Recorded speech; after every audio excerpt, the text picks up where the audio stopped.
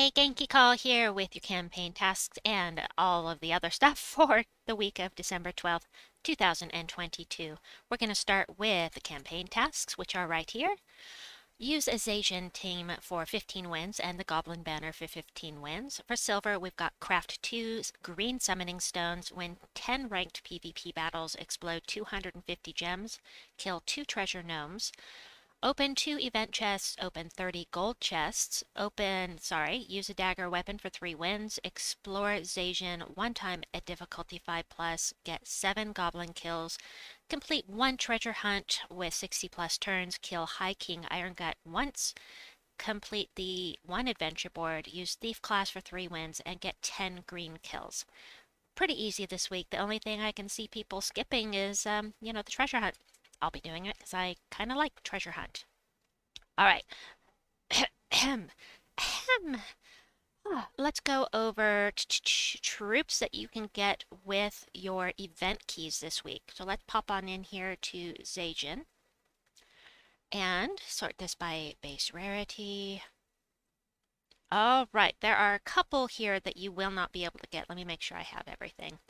There are a couple you will not be able to get with your event keys. They are the Fool, which is a tarot card. You have to get it in the vault. You will not be able to get the... This is weird. This is in a weird order. Is this... It is in base rarity. Weird. Wait, what did I do? Ah, got it. Sorry. The Explode Stool, this is an Amanithrax troop. You won't be able to get Fungomancer or Mushroom Man, and of course King Gobtruffle. You want that troop. That is a very good troop, but you have to get that at Amanithrax. So the things you can get with your event keys this week. Ba-dum-ba, we have 3 mythics, the most notable of which is High King Irongut. If you plan to do any delving, this guy is a beast. He is a must-have for delving. Not as effective if you're lower level, but I will post some videos. Well, I'll add thumbnails to the last 15 seconds of this video with some spotlights on High King Irongut and how to make him effective even if you're lower level. But the dealio is with High King Irongut that don't worry about the damage. That's not his thing. His thing is he has a chance to devour equal to his attack. So if you have 100 attack, unless they're immune to devour, you will devour them. Aha! Even if they're immune to devour, you will still devour them if they are cursed or stunned. Alright, next up we've got the Fairy Godmother. Gain an extra turn. So she's a goblin, she's going to get an extra turn no matter what, unless she's frozen, of course. Create 2 to 3 wish gems, or deal damage to all enemies boosted by wish gems, or give life to all other allies boosted by wish gems. I'm not fond of the either or stuff, and the wish gems can very easily backfire, but it could give your entire team mana, and it could give your entire team and their entire team mana. Just depends.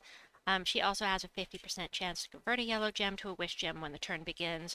She can be, very good to run with something that takes a lot of mana, because it'll fill them up if the wish gems go your way. Next up, we've got the Flaming Oni.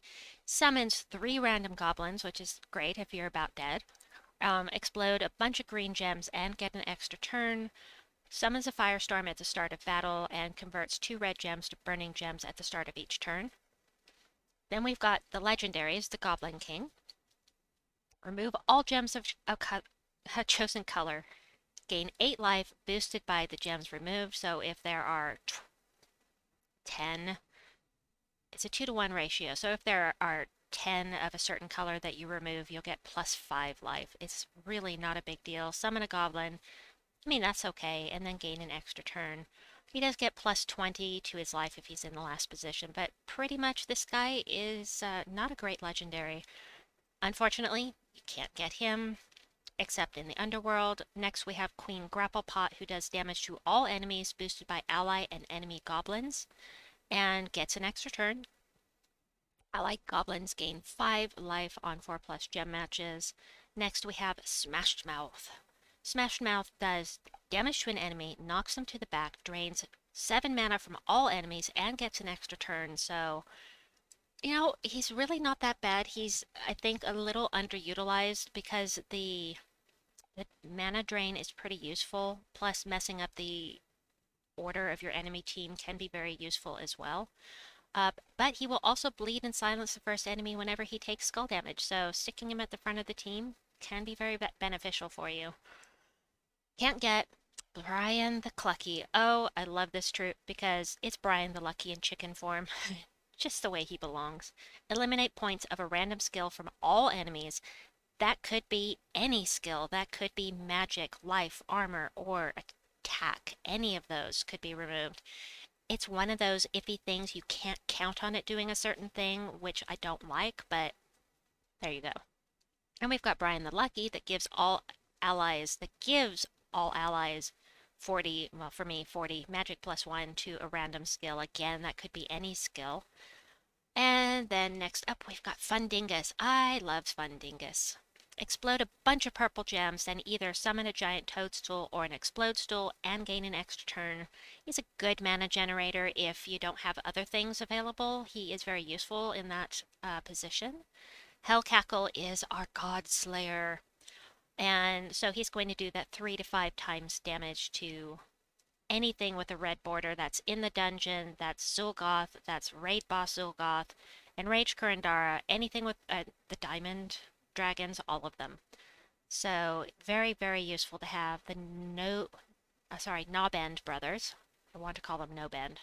Nobend brothers is an either or thing, but he can be very effective in an all goblin team. Gain an extra turn and either or, either or. Hate that, but plus he has a dance to skull.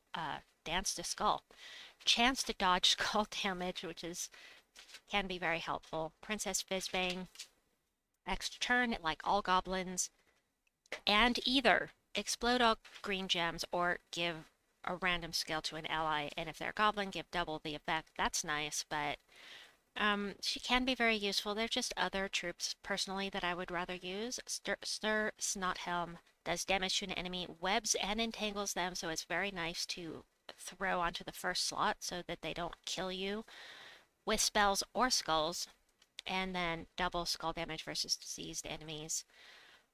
String Fiddler. Oh, I hate fighting this guy. He's a mana generator and he silences. And he gets that extra turn. So he's going to explode things. You could get match 4 alignment just from the falling gems. You could get a match 4 that just shows up that you can take, as long as he's not frozen, that you can just take yourself because of the extra turn. And he summons a leaf storm at the start of the battle. And he's immune to silence. I hate fighting this guy, for sure. Toad Squeezer is one that people like to use on their all goblin team because he's immune to all status effects. So, that includes freeze. Can't freeze him. Um, Gosh, he's also a siege breaker, which I did not realize, but sorry, I keep going back and forth here. Damage to an enemy, 3 to 5 times damage to any tower that includes Leona's tower. He will gain an extra turn and either explode some gems or enchant all other allies. He can be very, very useful on a goblin team. Maybe other teams. I've never used him except on a goblin team. Turtle Cannon. I love this troop. It actually will create so much green on the board as long as you can explode something near skulls. You will flood the board with green gems, and the only reason that I think he's not used more is because he's not empowered. So there are other things you can use, but he can be very useful. Black Beast is great for arena. Devour an ally.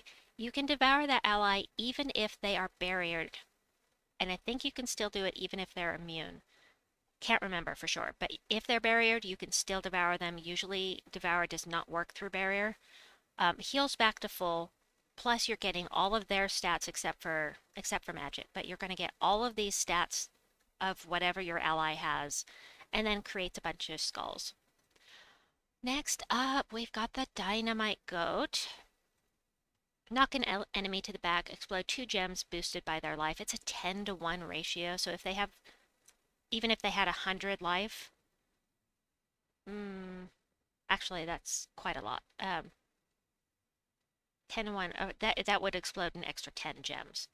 So you do get the fire link with the bonus red mana from red gem matches. So little extra red mana gen there. Can't get Goblin Bomber, pretty much useless-ish. Explode 3 random gems, gain an extra turn. If you're low level and this is all you've got for mana gen, of course it's going to be useful, but there are better options. Goblin Rocket, explode 1 gem, deal light splash damage to a random enemy and gain an extra turn. Again, we've got that fire link with the bonus red mana. Gorbel, oh, I hate fighting this thing because he can devour you. Transforms all blue gems to brown. 10% chance to devour a random enemy boosted by the gems transformed. It's a 3 to 1 ratio, but this thing has devoured me in battles more often than I like. So, not fun of fighting the Gorbel. Hobgoblin does damage to an enemy and a random enemy, so he will hit 2 enemies if you don't have something that does scatter damage or damage to all enemies. He can be very useful in an event if you don't have those other choices. Priest of Nog, this is our new glory troop for the week, and I hate it already. Life to all allies and barrier all goblin allies. What? Goblins were overpowered as it is, and now you're going to not only heal them, but barrier them all? I hate you already. Priest of Nilbog, and by the way, if you look at this, Nilbog spelled backwards is goblin. Ah, that's so funny. Anyway, Rogueling does damage to 2 random enemies. She's stealthy. She gets a boost off of green allies, an extra 3 damage per green ally, and gets the extra turn. Boar Rider, remove a row, deal damage to the first enemy, gain an extra turn.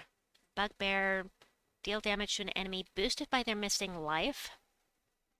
So if they're missing a ton of life, it can be very, very helpful to use. Mostly he's good in arena, but Goblet entangles the first 2 enemies or gives half mana to the first 2 allies. I hate the either or. I'd rather have it one or the other.